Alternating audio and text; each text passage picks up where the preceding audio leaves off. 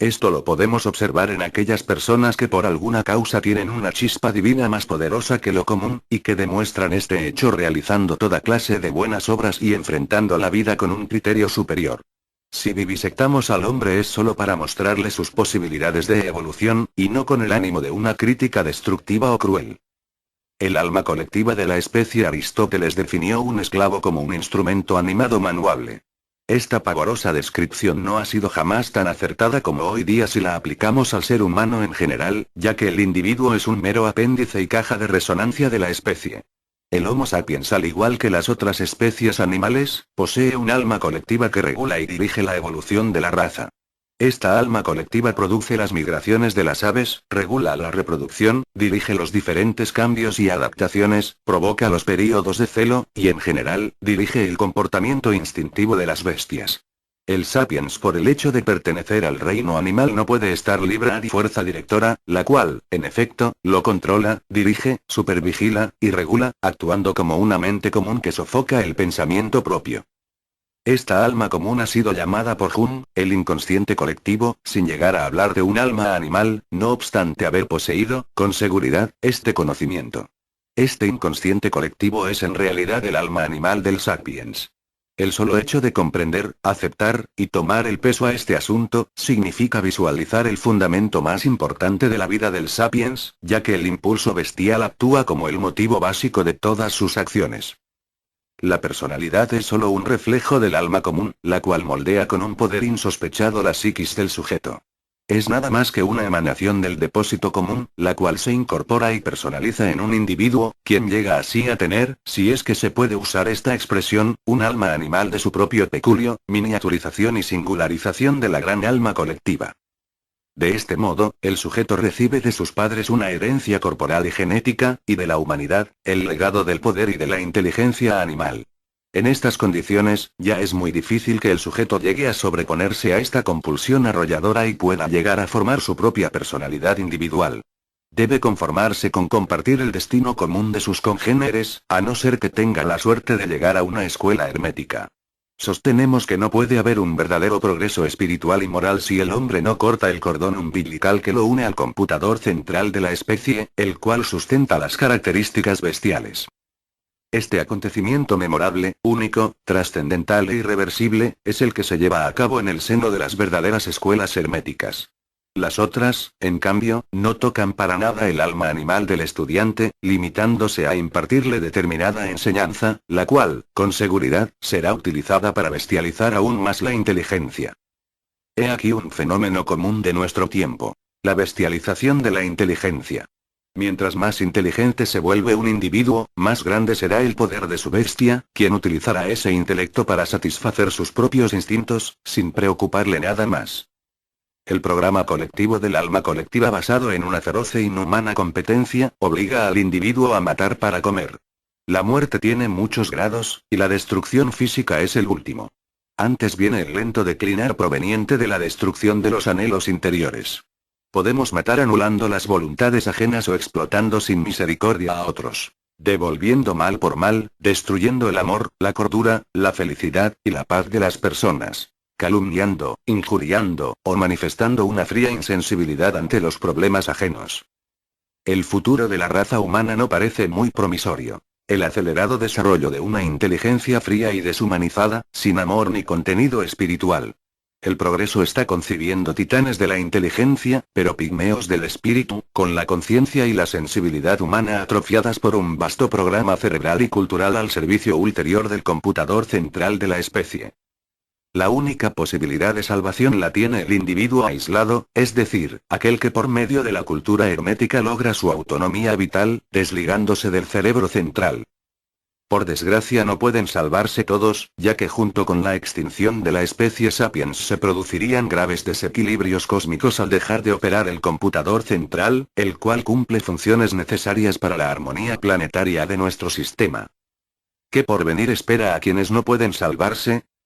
Nada dramático ni espectacular, unos podrán reencarnar y seguir una lentísima evolución a través de muchas vidas, y otros se desintegrarán, es decir, tendrán el tipo de muerte que espera la mayor parte de la gente materialista, que cree que todo se acaba en la tumba.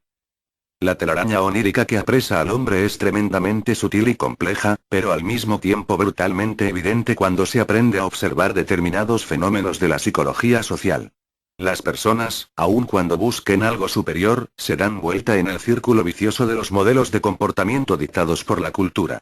Mientras más estudian, menos saben, y menos comprenden. Todos sus esfuerzos son capitalizados por el computador central, quien los capitaliza para el acervo cultural comunitario. ¿Cómo tuvo su origen este computador central? Se formó gradualmente desde que el hombre existe sobre la Tierra por la acción del medio ambiente sobre su psiquis. Es hijo de las emanaciones de Dios y de las emanaciones del hombre. Seguirá creciendo y perfeccionándose en virtud de la vida misma del ser humano, pero lo sobrevivirá a este, ya que es fuerza, llamémosla inconsciente colectivo, o computador central, no necesita, una vez creada, de un soporte material o biológico para seguir existiendo. El individuo no existe mental o ideológicamente hablando, ya que es inseparable de la cultura. Esta se rige por los modelos de comportamiento aceptados por la sociedad, la cual en última instancia es gobernada por el computador central. De este modo, la cultura que tanto bien hace al hombre en algunos aspectos, en otros, podemos considerarla la verdadera homicida de la chispa divina, de la libertad y de la conciencia, ya que encasilla, limita, obliga, presiona, hipnotiza y posee al individuo con una potencia irresistible, modelándolo de acuerdo a una plantilla única que se establece como prototipo de producción de hombres robot, esclavos que el computador central necesita para mantener en movimiento el espectáculo de la vida. En una sociedad enferma, como la nuestra, tendremos indefectiblemente una cultura enferma y alienada por los estereotipos colectivos. Nuestra sociedad está realmente enferma, y vivimos en ella verdaderos sueños infernales, dignos de la Divina Comedia. Cada ser encierra un mundo de problemas y conflictos de toda índole. Por suerte, o por desgracia, el hombre embota sus facultades superiores y no advierte todo el horror de su existencia en un mundo trastornado. Un aforismo popular dice que en el mundo de los ciegos, el tuerto es rey. Algo así ocurre en nuestra civilización, en la cual, las formas superiores de gobierno y dirección comunitaria no están sometidas a ningún tipo de control de sanidad mental. Somos dirigidos en mayor o menor medida por individuos de los cuales ignoramos total y absolutamente su grado de trastorno o enfermedad mental. Basta que alguien aparente ser normal para que sea aceptado como tal. Sabemos que la perturbación mental es uno de los fenómenos más difíciles de advertir y evaluar, aún por los profesionales especializados. El sujeto común está imposibilitado de percibir este trastorno. Parece increíble que en una civilización que se dice avanzada, se haya descuidado tan importante tema, ya que sabemos que es un pequeño grupo de hombres el que dirige a la gran masa. ¿Cuántos de los que forman parte de ese grupo de dirigentes son perturbados con problemas graves? ¿Un 30%, o acaso no 50%, o tal vez su gran mayoría? ¿Ha evaluado alguien el daño que esto significaría para la humanidad? No importaría gran cosa que sufrieran perturbaciones mentales aquellos sujetos que no ocupan cargos públicos o directivos de importancia, pero tratándose en cambio de personas cuyo radio de acción social es muy amplio, resulta absurdo, inconveniente e irracional que no sean sometidas obligatoriamente a controles periódicos, destinados a evaluar su salud mental y psicológica. En este momento, es perfectamente posible que el magistrado que administra justicia en el sector donde usted vive, sea un perturbado mental. Esta contingencia no puede ser refutada por ningún psiquiatra, ya que la enfermedad mental jamás ha sido espectacular y aparente, sino más bien, solapada, oculta e insidiosa. De hecho, se sabe que no existe la persona que no presente elementos patológicos en su función mental. La gravedad de estos factores es la ignorada. En el caso del magistrado al que hacíamos referencia, si efectivamente éste tuviera una mentalidad patológica de cierta gravedad, se daría el horrible caso de un perturbado mental autorizado por la sociedad para manipular a las personas, administrando la justicia de acuerdo a sus complejos, frustraciones, manías y traumas. A esto puede objetarse que un juez no hace sino atenerse al texto de la ley, pero si analizamos en conciencia, comprenderemos que el código es sensible a muchas interpretaciones personales. Cabe preguntarse cuántos jueces paranoicos existirán en el mundo, desvirtuando totalmente la sagrada imparcialidad de la ley. Cuántos personajes públicos importantes que son víctimas de la histeria, la megalomanía, el egocentrismo, el ansia desenfrenada de poder, el sadismo, o la pérdida absoluta del sentido de la autocrítica.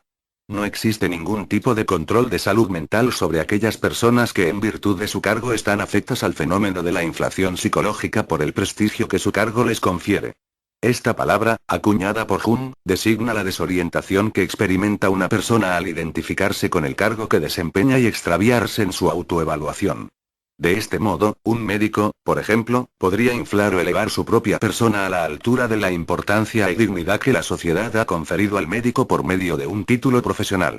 Pero el sujeto no es lo que su cargo o puesto representa, sino meramente una persona, por lo cual no puede él mismo ostentar toda la importancia y grandeza otorgada a la profesión médica en general, colegio al cual pertenecen miles de personas.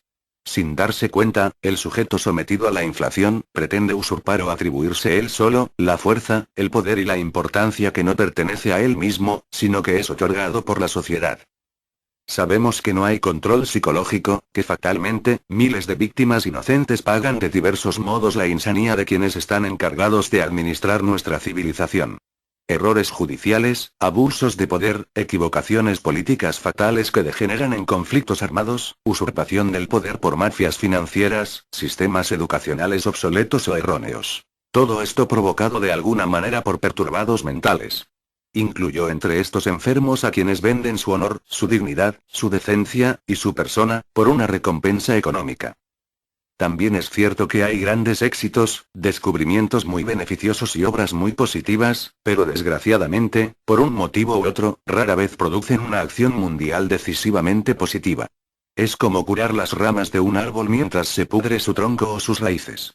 En efecto, ningún acontecimiento o descubrimiento científico será trascendentalmente importante mientras no pueda cambiar la naturaleza humana, elevándola a un nivel superior.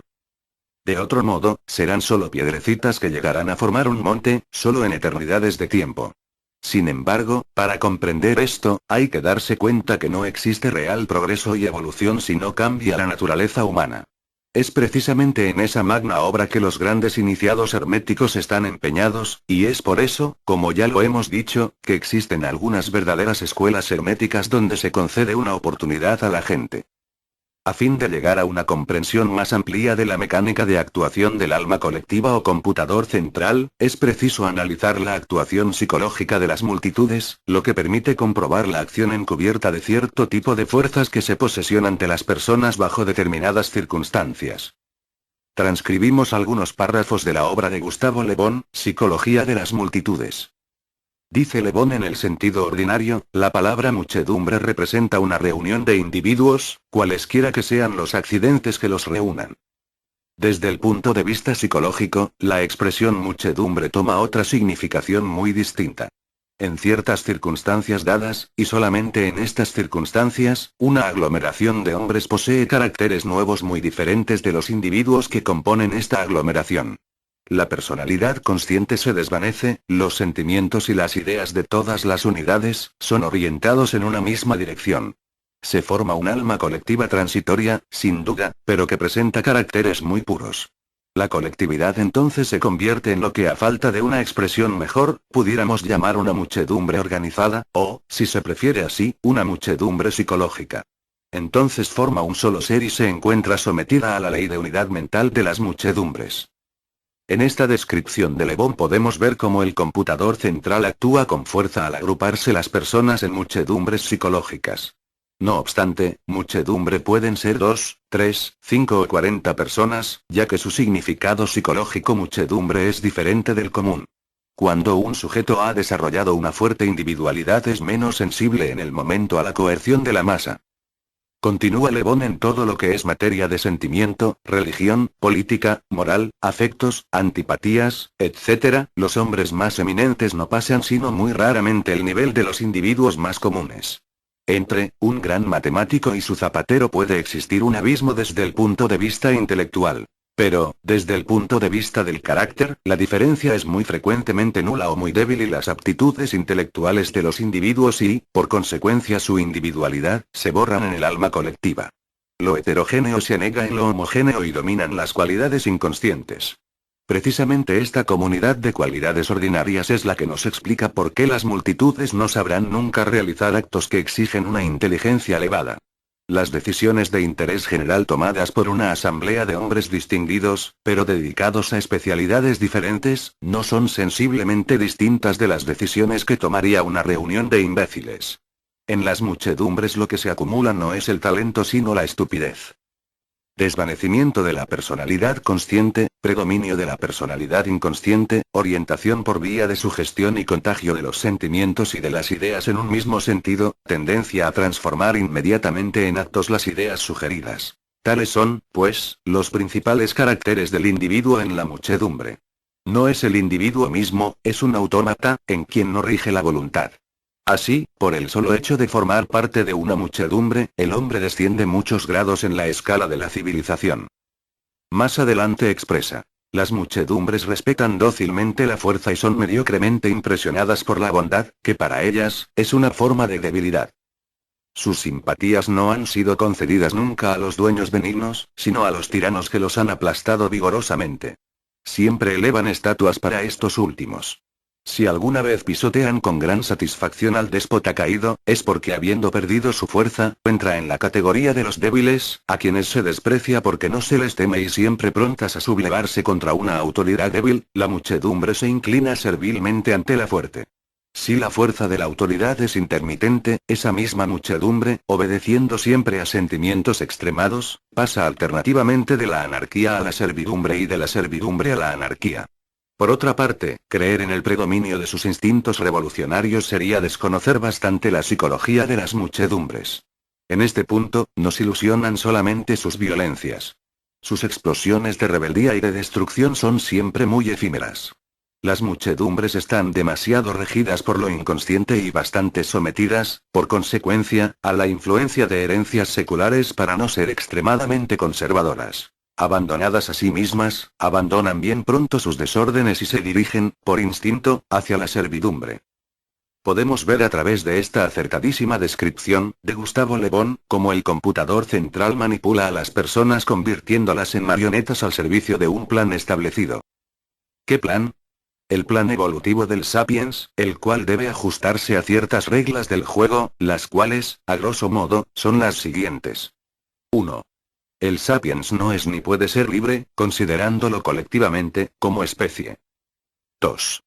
El Sapiens debe nacer, sufrir, amar, gozar, reproducirse, construir civilizaciones, destruirlas, enfermar, y morir, solo para beneficio de potencias superiores invisibles, quienes capitalizan el producto vital. ¿Acaso, a su vez, el Sapiens no profita de otras especies animales? ¿Acaso no hay algunos animales que solo existen para alimentar al Sapiens? El mineral se alimenta de rayos cósmicos. La planta del mineral. El animal de la planta. El hombre, de todos ellos. Y los dioses, se alimentan del hombre. 3. El Sapiens es, por lo tanto, un esclavo a perpetuidad. No obstante, ejemplares individuales o aislados separados del grupo pueden llegar a ser libres. 4. La única libertad posible es la liberación del computador central, y el único modo de lograrlo consiste en vencerse y trascenderse a sí mismo. 5. El Sapiens está obligado a cumplir con las reglas del juego del plan que se le ha asignado. 6. La evolución del Sapiens se realizará inevitablemente con el tiempo, pero con la medida del tiempo cósmico y no terrestre. Tal vez sean millones de años terrestres los que tenga que aguardar para llegar a la perfección. 7. No existe la evolución del individuo sapiens. Solo la de la especie, a la que se refiere el punto anterior. Si un individuo sapiens quiere evolucionar, debe transformarse en mutante humano, para el cual sí existe la evolución. 8. Existen otras reglas de juego, pero solamente pueden ser reveladas las que ya hemos señalado. A fin de explicar el modo de operar de este plan sapiens, estableceremos la jerarquización de las fuerzas operantes. Este diagrama pretende describir someramente las fuerzas básicas que actúan en el universo. Dios, el Creador, en su doble manifestación de vida y muerte, luz y sombra, sueño y vigilia, degrada su poder hasta llegar a actuar en lo concreto por medio de ciertos ángeles, a los cuales la tradición hermética denomina arcontes o señores del destino, quienes dirigen el plan evolutivo.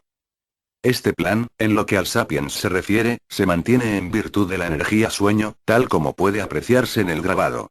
Sin embargo, puede verse allí que la irradiación divina de la energía luminosa, que llamamos vigilia, llega hasta el planeta Tierra, pero no se manifiesta en el Sapiens.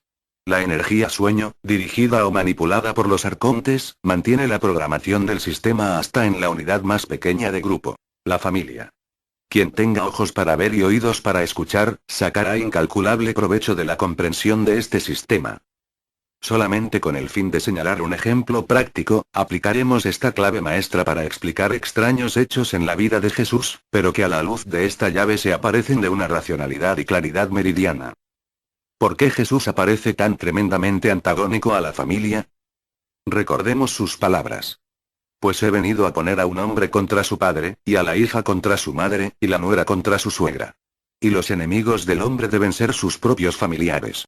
Aquel que ama a su padre o a su madre más que a mí, no es digno de mí. Y aquel que ama a su hijo o a su hija más que a mí, no es digno de mí. Cuando se le dijo a Jesús que su madre y sus hermanos estaban fuera y deseaban hablarle, dijo: ¿Quién es mi madre? ¿Quiénes son mis hermanos? Y alargó su mano hacia sus discípulos diciendo: He aquí a mi madre y a mis hermanos. Cuando uno de los discípulos le pidió que le dejara ir a enterrar a su padre, Jesús le dijo: Sígueme. Y deja que los muertos entierren a sus muertos. Curiosas palabras para quien predicaba el amor. Sin embargo, la explicación es simple. Observando nuestro diagrama veremos que la familia es el núcleo último de mantención de la energía sueño o hipnótica, instrumento de esclavitud del sapiens a la inconsciencia animal. De este modo, si Jesús pretendía que sus discípulos vieran la luz, despertaran, y evolucionaran, tenía necesariamente que romper las cadenas del sueño. Se comprende que este ejemplo puede aplicarse solamente a quienes desean abrazar para siempre un camino de superación espiritual apartado del mundo y de los humanos afectos, como debe haber sido el caso de los 12 apóstoles. También es preciso comprender que pueden existir dos familias: la familia animal del sapiens y la familia divina humana. Huelga decir que toda familia que en virtud de la superación espiritual de sus componentes se libera de la acción del sueño, se convierte, en verdad, en la divina familia. Se trata de que el núcleo familiar se mantenga sólidamente unido, pero no por la fuerza onírica o los simples lazos de sangre, sino por una auténtica comunión espiritual.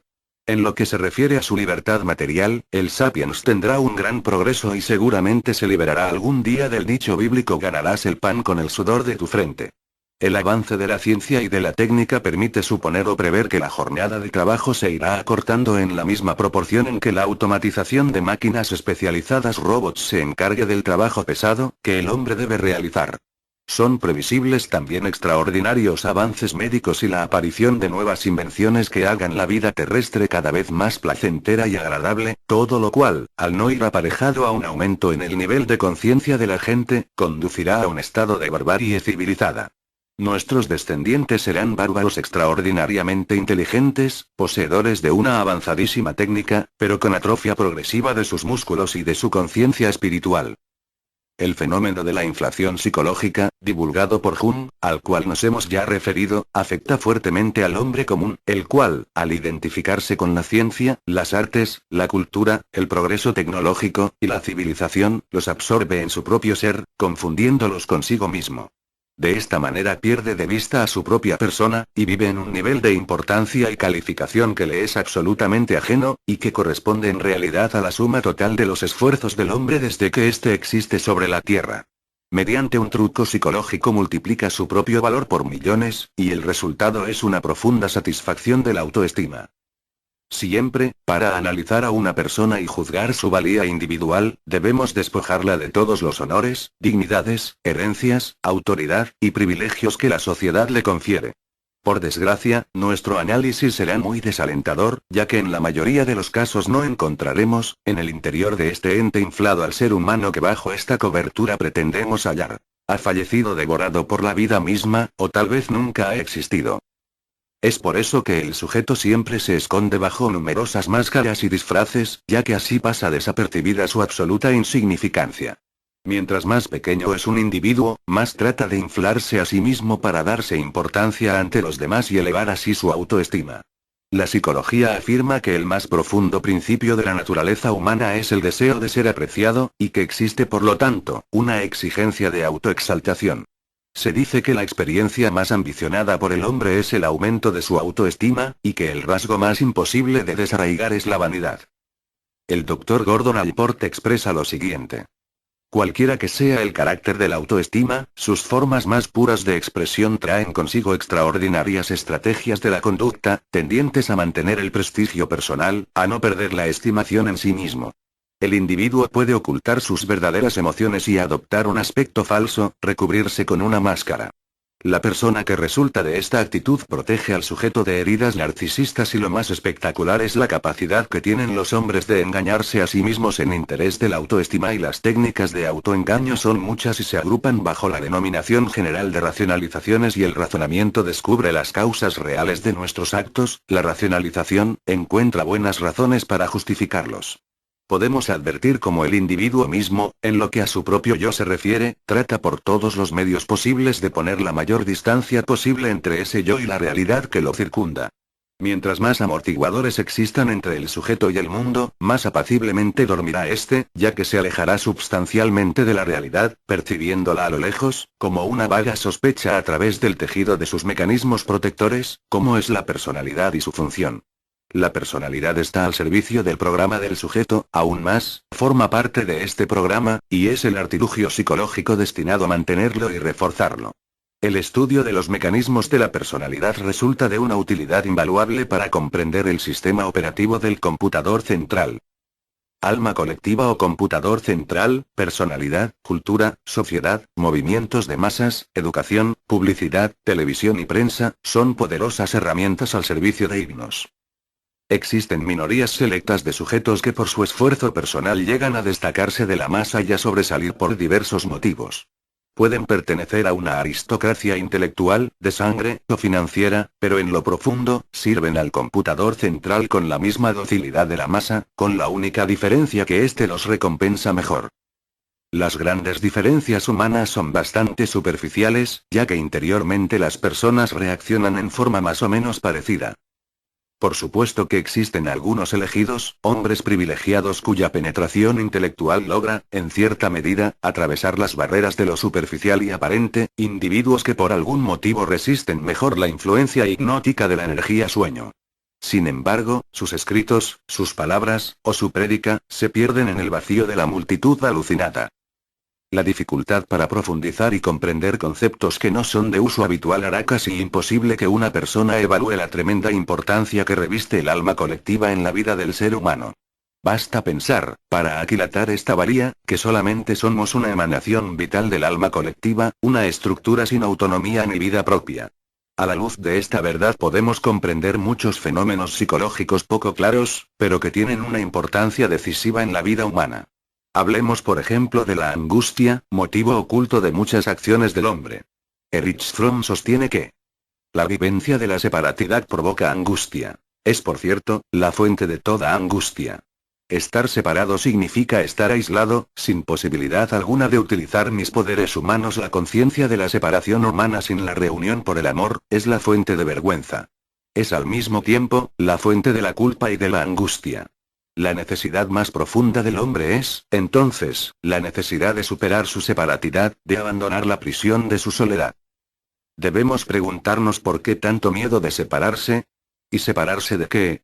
Obviamente, esa necesidad de unión corresponde a la ligazón con el alma colectiva o computador central. Todo intento o posibilidad de separación, en virtud de una influencia externa o interna, produce pánico, y este pánico lo experimenta el animal humano ante la amenaza de separarlo del rebaño.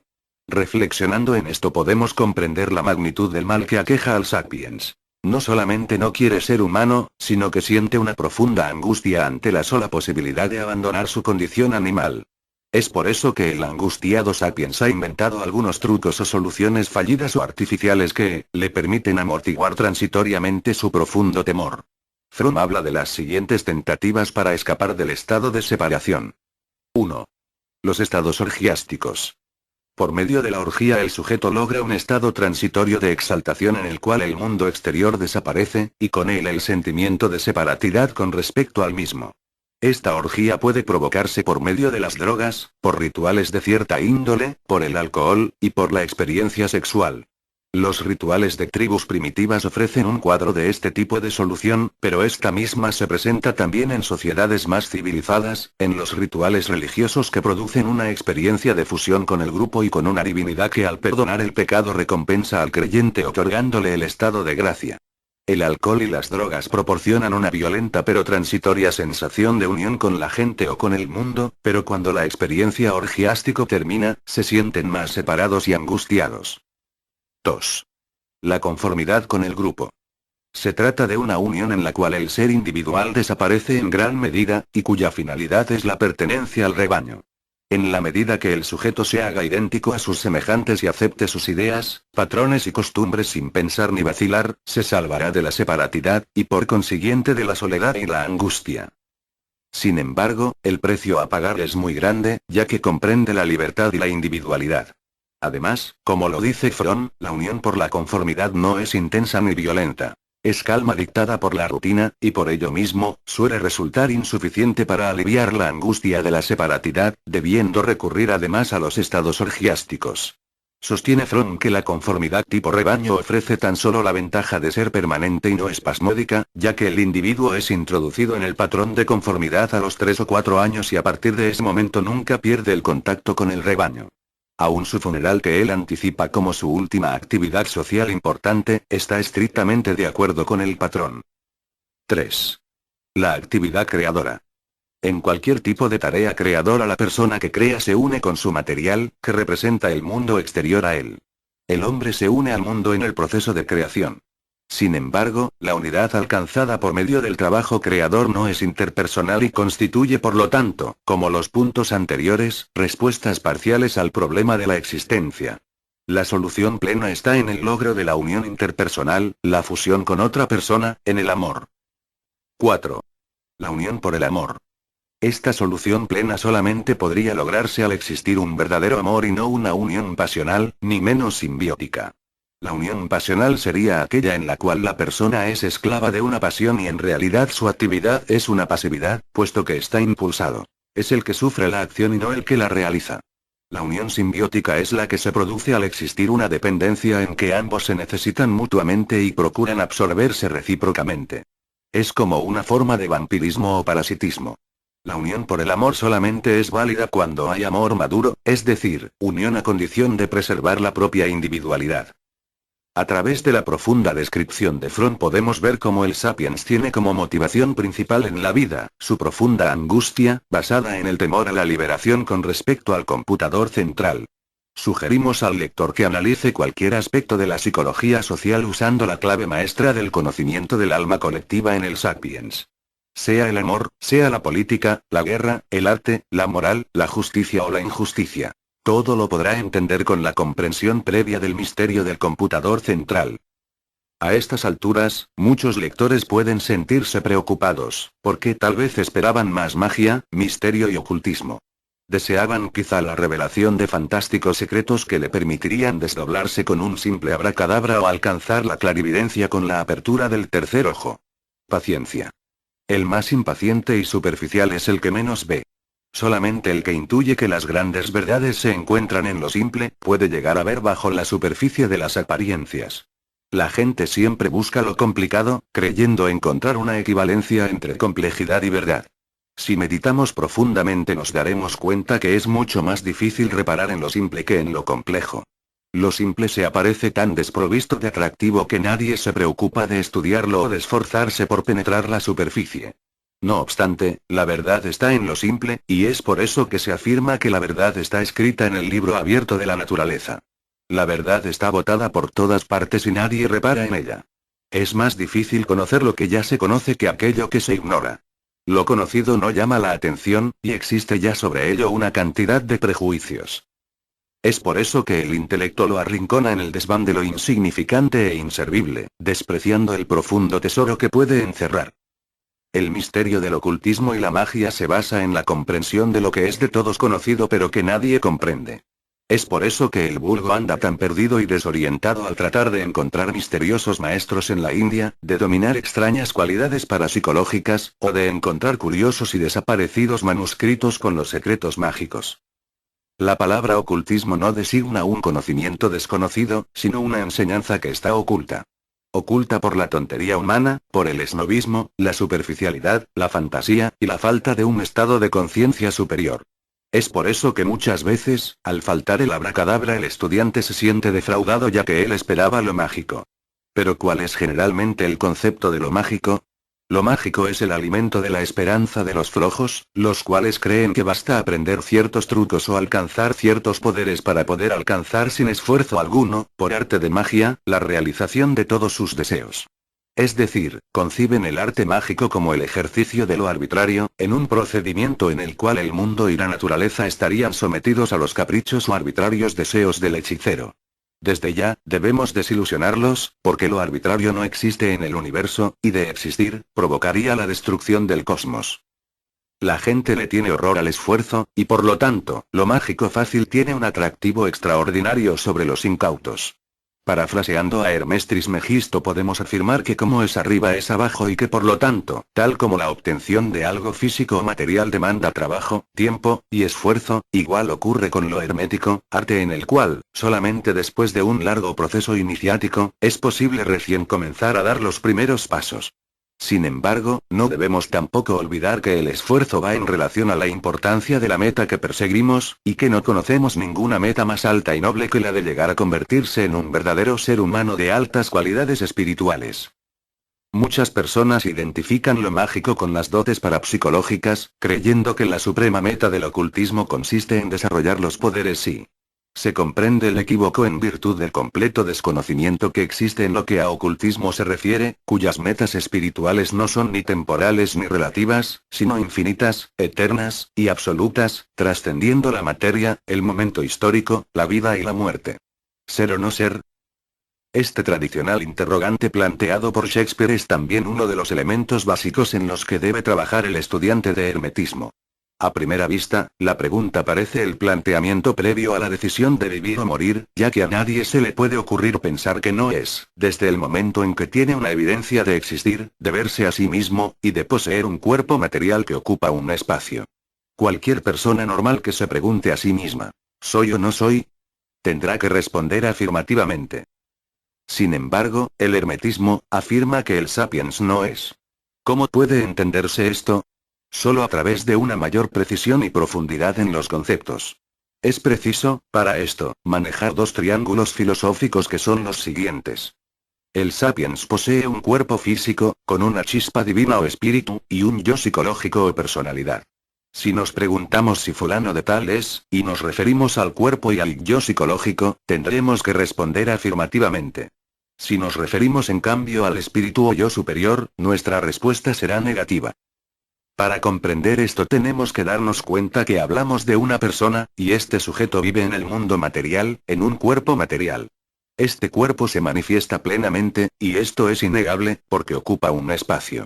El yo psicológico de este cuerpo también se manifiesta constantemente, tal vez no deja jamás de hacerlo y también tenemos una evidencia de esto. Sin embargo, el yo superior o el espíritu, a pesar de estar encarnado en la materia, vive una existencia propia en un mundo que le es afín. Este yo superior no se manifiesta ni en el cuerpo ni en el mundo concreto, y por lo tanto, no es en la realidad material del momento presente. Por cierto que para aquellas personas que no creen que exista un espíritu o el espíritu en el sapiens, esta explicación carecerá en absoluto de valor. A estos individuos les pediría que se formularan a sí mismos la siguiente pregunta. ¿Quién soy yo? Ciertamente, no soy el cuerpo ni soy fulano de tal. ¿Seré acaso el pensador? ¿Quién soy yo? Prosiguiendo con nuestra exposición, sostenemos que el espíritu o esencia inmortal, o yo superior, vive en un misterioso limbo, al cual no tenemos acceso. Desde ese limbo, un fino hilo llega sin embargo hasta la conciencia psicológica, dándole al sujeto el sentido de lo espiritual. No obstante, el espíritu jamás se manifiesta en el cerebro del individuo, y por lo consiguiente, tampoco lo hace en la realidad concreta del mundo material. Por ende, si yo me pregunto, ¿soy o no soy? Por referirse esto al ser esencial, tendré que responder. Soy en el limbo donde estoy como ser espiritual, pero no soy en el mundo material donde mi cuerpo físico vive la realidad del momento presente. Y como no me sirve para nada ser en el limbo, tendré que aceptar que no soy. En cambio, fulano de tal mi yo psicológico es, y existe en cierta medida, en la realidad material. Aquí llegamos precisamente al objetivo básico perseguido por el verdadero ocultismo, el esotérico y no el exotérico, el cual es 1. Que el sapiens se transforme en hombre. 2. Que ese hombre sea espiritual. El hermetismo tiene la meta primera de la espiritualidad, concepto sobre el cual hay tantas ideas erróneas. Para la mayoría de la gente, la espiritualidad es un misterioso estado místico en el cual el sujeto llega a la pureza absoluta, absteniéndose de comer carne y de beber alcohol, observando una completa castidad sexual, y viviendo apartado de la existencia material, en un océano de bondad, amor, y renunciamiento. Con frecuencia, los pintores imaginan a los santos como hombres casi esqueléticos, de rostro muy delgado, ojos hundidos y aspecto de mansedumbre. Casi todas las estampas de Cristo lo representan como un sujeto muy débil y desnutrido, sin fuerza ni vigor. Esta falsa imagen de la espiritualidad es la que tratan de adoptar o imitar todos aquellos que por un medio u otro tienen inquietudes espirituales. Llegar a ser espiritual significa en verdad una sola cosa, y esto es, que el espíritu se manifieste a través del propio cerebro. De esta manera el sujeto es espiritual, porque su espíritu tiene acceso a la realidad material, concreta, y temporal.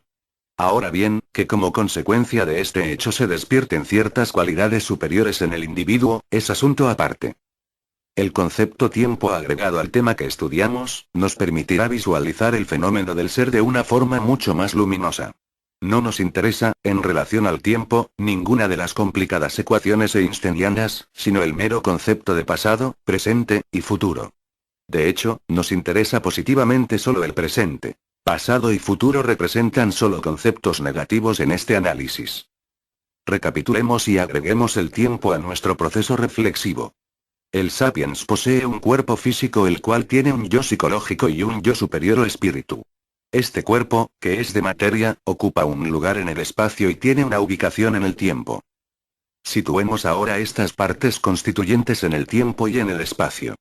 Presente 1. Cuerpo físico, lo concreto. Sin duda alguna está ubicado en el momento presente, es decir, existe en la realidad del presente. Posee un espacio-tiempo correcto de acuerdo a nuestra realidad terrenal. Presente, pasado y futuro 2. Yo psicológico, lo mental. Espacio.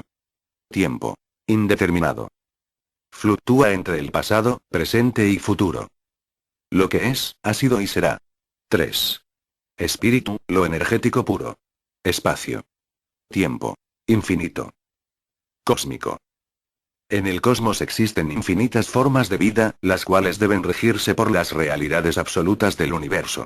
Sin embargo, dentro de estas realidades absolutas existen verdades temporales o relativas, las cuales son degradaciones de lo absoluto en una infinita escala de niveles, cada uno de los cuales tiene leyes absolutas y relativas. En nuestra calidad de Homo sapiens vivimos en la realidad del mundo que ya conocemos, es decir, cuerpo material y tiempo terrestre. Si viviéramos en un distante planeta, tal vez tendríamos un cuerpo etérico o gaseoso, y un tiempo adecuado al planeta donde existimos.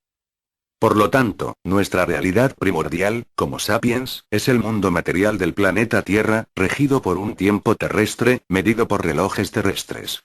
Esa es nuestra realidad concreta, en lo que a nuestra vida en un cuerpo biológico se refiere. Si hemos seguido atentamente el desarrollo de este tema, llegaremos a las siguientes conclusiones. 1. Nuestro cuerpo físico vive ajustado a la absoluta realidad de las condiciones vitales que rigen nuestra existencia. El tiempo terrestre transcurre para él de acuerdo a las pautas del reloj. 2. Nuestro yo psicológico es un abanico abierto hacia el pasado, presente y futuro. Jamás está completamente en el presente, ni en el pasado, ni en el futuro. Con respecto al tiempo, es disidente del cuerpo físico, es decir, tiene una diferente ubicación en el tiempo. 3. Nuestro espíritu vive en un tiempo cósmico, pero él mismo, está más allá del tiempo. Es el que es, el que ha sido, y el que eternamente será. Nuestra incapacidad de ser espirituales reside en el hecho de que nuestro espíritu y nuestro cuerpo no coinciden en el tiempo, por lo cual no puede haber una comunicación entre ellos. Para hacer coincidir nuestro espíritu y cuerpo existen dos métodos básicos. A igual el caos B igual el orden en ambos sistemas se necesita de un mediador o intermediario que sirva de contacto entre cuerpo y espíritu. En el caso A, el sujeto emplea el subconsciente en el cual coexiste el pasado, el presente y el futuro para unirse a lo espiritual. Se le llama el caos porque se produce una desorientación en el tiempo y en el espacio que puede afectar las condiciones materiales de vida del sujeto, pero que aumenta sus luces espirituales. En el caso B, del orden, se crea por medio de la teurgia un mediador artificial, no subconsciente, sino superconsciente. Más adelante nos extenderemos en este caso. Se trata, por cualquiera de los dos medios, de llevar al espíritu a la realidad temporal del cuerpo físico, ya que no puede hacerse a la inversa. Para dilucidar el misterio del ser, el estudiante debe adentrarse acuciosamente en los conceptos que equivalen al ser y al no ser, es decir, que podemos identificarnos con dichos estados. El ser, corresponde, por supuesto, a la realidad, y el no ser a la fantasía. Expresado de otra manera, todo lo fantástico en el sentido de fantasía ilusoria no es, ya que corresponde solamente a una visión subjetiva del individuo. Por el contrario, la realidad es, ya que equivale a la contemplación objetiva de un fenómeno que existe separadamente del sujeto externo o bien, a un fenómeno interno, pero perfectamente estudiado, comprobado y delimitado. Resulta abismante el observar hasta qué punto el ser humano vive en un mundo personal subjetivo puramente fantástico e ilusorio, sin llegar jamás a encontrarse con la realidad concreta y objetiva. Esto se explica por lo que ya hemos hablado en torno al sueño, ya que cada persona tiene un mundo de sueños o fantasías personales que corresponden a sus deseos y temores. Es así, como en cierta medida, cada persona vive en su propio mundo fantástico, fabricado imaginativamente de acuerdo a sus necesidades inconscientes. Existe una clave absoluta que nos proporciona un punto de referencia para comprender el misterio del ser, y esta clave se expresa en el siguiente concepto hermético. La única realidad es la del momento presente. No existe pasado ni futuro. Ambos son ilusorios, el pasado existió y el futuro existirá. ¿Qué es el presente? El presente es el punto exacto de unión entre el pasado y el futuro. Si logramos comprender que la única realidad es la del momento presente, llegaremos hasta el fondo del misterio del ser y el no ser. La vida está compuesta por una naturaleza real, absoluta e implacable. Por el sueño y por el tiempo. En esa vida nos encontramos con módulos de fantasía y módulos de realidad. Cada módulo está siempre compuesto de tres elementos: el tiempo, el espacio, y la persona. Según cómo se combinen estos tres elementos, el sujeto es, o no es. Con el fin de entender esto nos construiremos la siguiente imagen del mundo. 1. Un espacio aparentemente inmutable e inmóvil. 2. Una wincha tal como la cinta de una computadora. Esta cinta está dividida en espacios, o graduada como una cinta métrica. Cada grado corresponde a un segundo, y este sistema se mueve sobre el espacio inmóvil a la velocidad de 1 grado por segundo. Para el caso, da lo mismo que sea el espacio o el tiempo quienes se muevan. Lo básico es que uno de ellos lo hace. 3.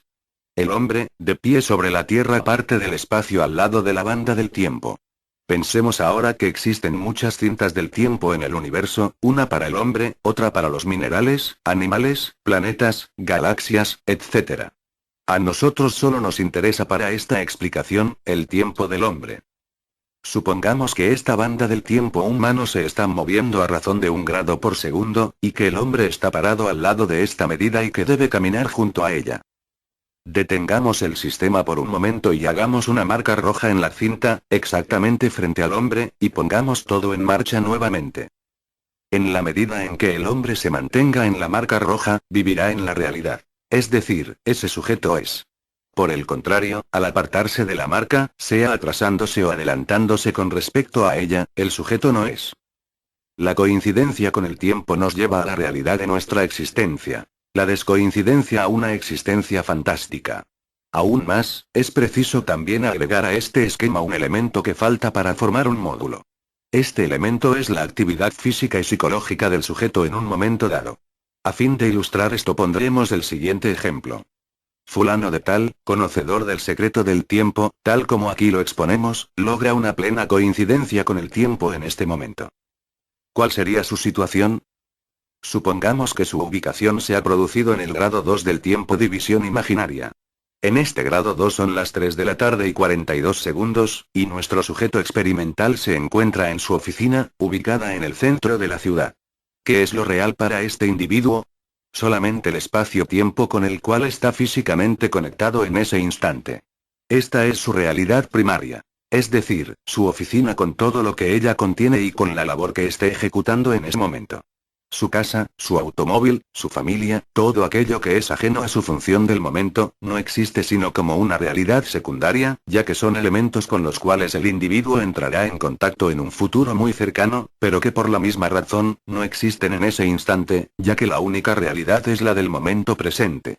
Ahora bien, en la medida en que el sujeto proyecte su conciencia psicológicamente a una realidad secundaria o a una fantasía a lo que no está comprendido en su espacio-tiempo del momento, el individuo dejará de coincidir con el tiempo y caerá indefectiblemente en poder del sueño, la fantasía, y la irrealidad. Es por esto, que oscuramente, se ha presentido en la concentración mental un arma poderosa para conseguir algo valioso. Resulta obvio que una persona solamente puede mantenerse en coincidencia con el tiempo en relación directa a su autodisciplina. Si pudiéramos, de algún modo, entrar en coincidencia con el tiempo cósmico, viviríamos, seguramente, miles o millones de años. Nuestra edad sería planetaria y no humana. El gran enemigo del individuo es el yo psicológico, quien, como ya lo manifestáramos anteriormente, es un verdadero abanico, abierto sobre el pasado, presente y futuro, imposibilitando así una coincidencia temporal positiva. La imaginación del sujeto lo hace proyectar su conciencia fuera del momento presente, viviendo así una existencia irreal y fantástica. No existiendo. Debemos entender que si un hombre vive en otro tiempo, no es, en el tiempo presente. Es preciso añadir algo tremendamente importante, y es el hecho de que al existir coincidencia en el tiempo, es decir, al ubicarse en la realidad del momento presente, se consigue la manifestación del espíritu en el cerebro, logrando así ser espirituales.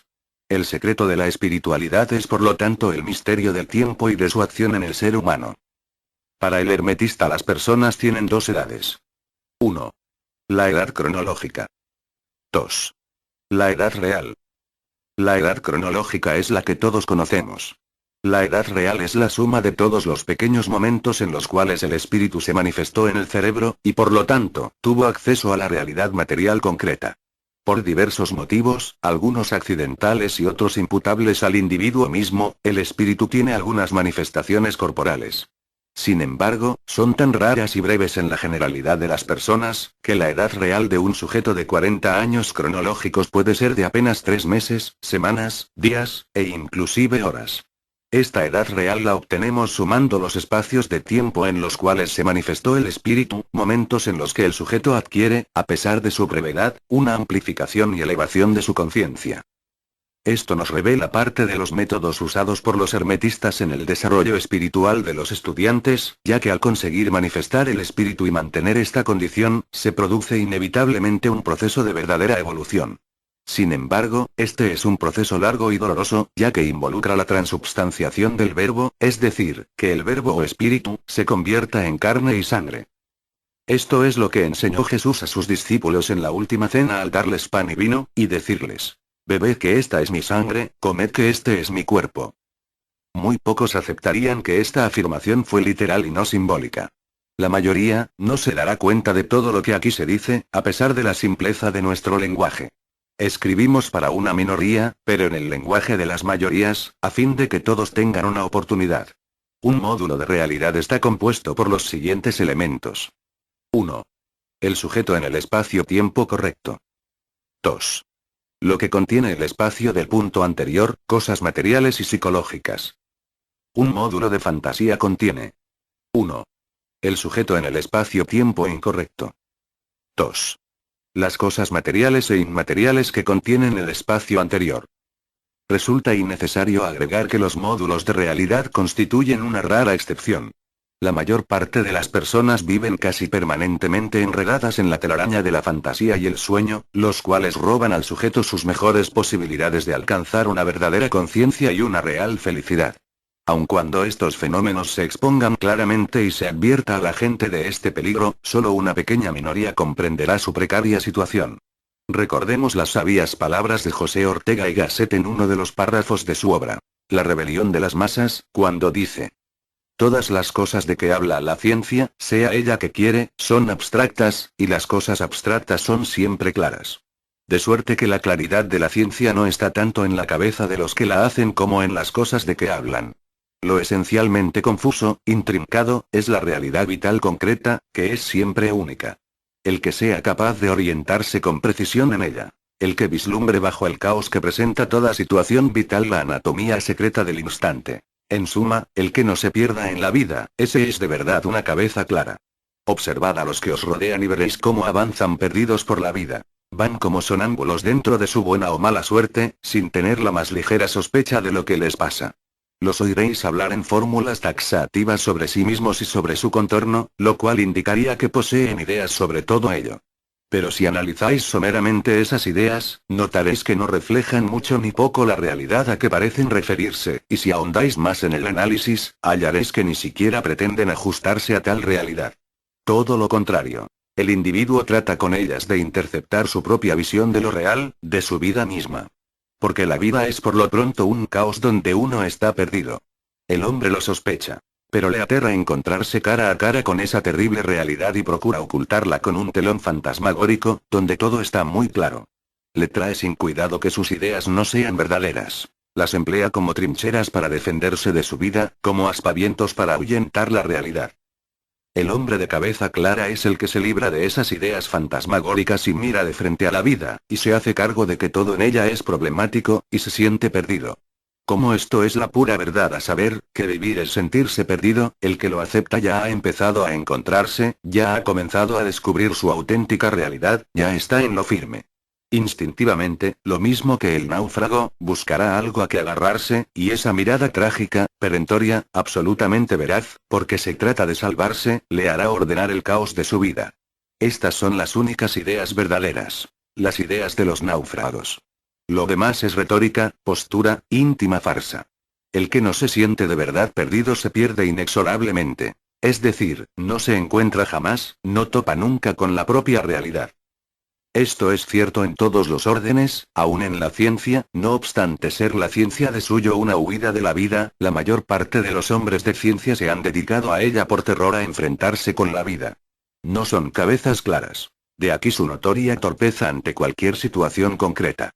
Nuestras ideas científicas valen en la medida en que nos hayamos sentido perdidos en una cuestión en que hayamos visto bien su carácter problemático y comprendamos que no debemos apoyarnos en ideas recibidas, en recetas, en lemas ni en vocablos. El que descubre una nueva verdad científica tuvo antes que triturar casi todo lo que había aprendido, y llegar a esa nueva verdad con las manos sangrientas por haber yugulado innumerables lugares comunes. En forma brillante, aunque a modo profano y no hermético, Ortega y Gasset expone lo difícil que resulta encontrar cabezas claras, como él las llama, ya que los hombres se pierden tras la superficialidad de su propio pensamiento y fantasía, sin llegar jamás a encontrar la realidad de la vida. El sujeto común y cualquiera, no llega nunca a sospechar la magnitud de su extravío en el mundo que lo acoge, ya que su prójimo carece tanto o más de orientación que él mismo. Por desgracia, el colegio y la universidad no constituyen ninguna brújula en este aspecto, ni menos los códigos éticos y morales, ni las leyes o reglas instituidas por la sociedad, ya que para serlo así, tendrían que ser diseñados por cabezas claras, las cuales, por cierto, no abundan. Sin embargo, y esto lo hemos visto repetidamente en la historia, aparecen de improviso y aisladamente, cabezas claras, que señalan el rumbo a seguir con una claridad meridiana. Por lo común, la gente se mofa de tales inteligencias, como lo hace siempre el ignorante de aquello que no entiende, como una defensa para no mostrar su invalidez intelectual. Nuestro mundo, es por lo menos por el momento, un planeta de lisiados que se creen perfectamente sanos, porque no conocen otra condición. Sin embargo, el daño no está ni en el cuerpo ni en la inteligencia. Reside en la falta de conciencia. ¿Pero qué es esta conciencia de la cual hablamos? ¿No es acaso lo que diferencia al hombre de los animales? Ciertamente no, aun cuando lógicamente un sapiens es bastante más consciente que un animal que no posee la chispa divina. La conciencia a la cual nos referimos se origina por el ejercicio de una inteligencia desprovista de contenido onírico.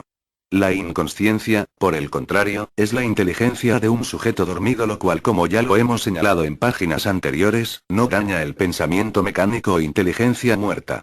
Resumiremos en el esquema siguiente lo que tratamos de explicar. 1.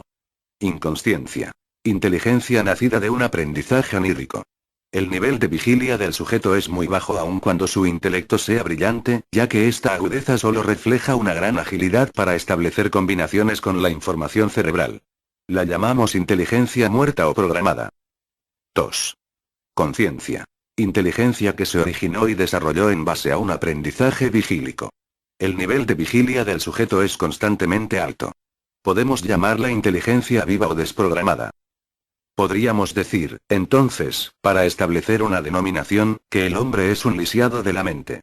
En rigor de la verdad, el término mente lo empleamos solo figuradamente, ya que el sapiens carece de mente, como lo explicaremos más adelante. No obstante, establecemos así, con la expresión lisiado de la mente, la carencia e inoperancia absoluta o invalidez de la mente, a la cual, herméticamente hablando, consideramos como la facultad superior del ser humano, la cual posee solo en estado latente. El significado de algunas palabras en el hermetismo es sensiblemente diferente del usual.